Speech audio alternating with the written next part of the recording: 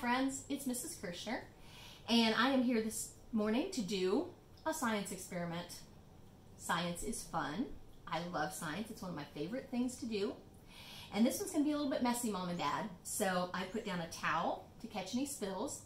And I also, just to be on the safe side, put everything inside this pan. That'll help as well, okay? Now to do this experiment, Mom and Dad, you need baking soda, some vinegar, food coloring of your choice,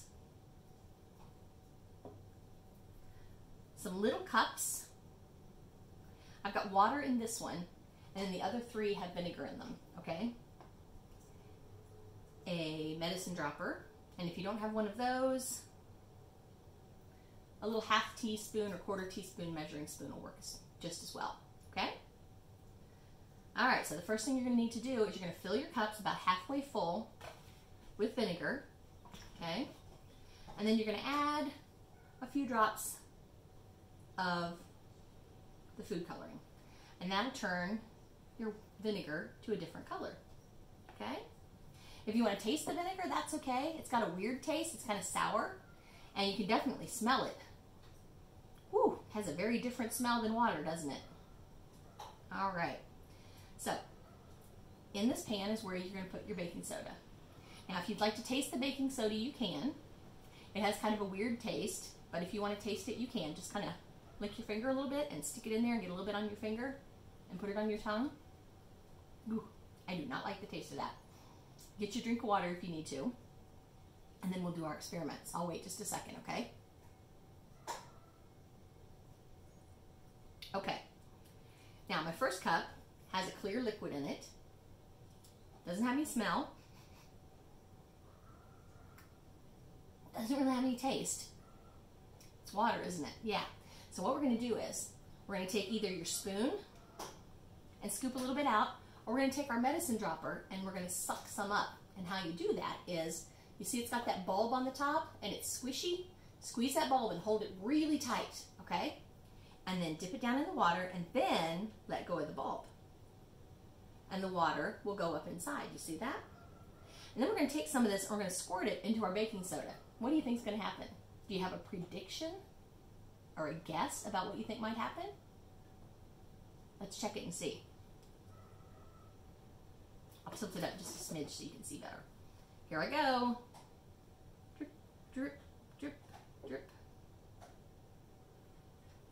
See if you can do just little drips at a time and not huge shots. Is anything happening? Can you see anything?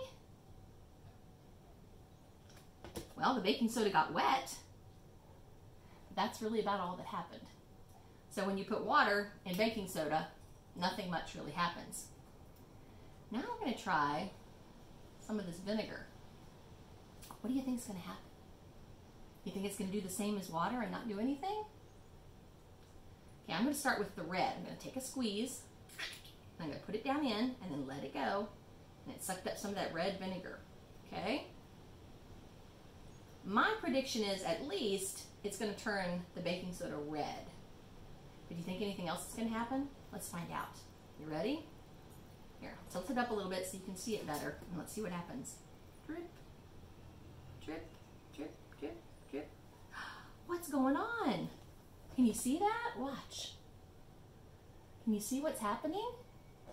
It's bubbling and foaming. That's called a chemical reaction between the vinegar and the stuff that makes baking soda.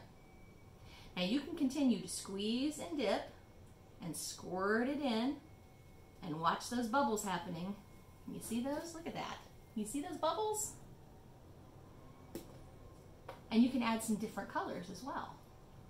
I'm going to add a little bit of blue to my red. You think I'll get a different color or will it be all blue? Let's find out.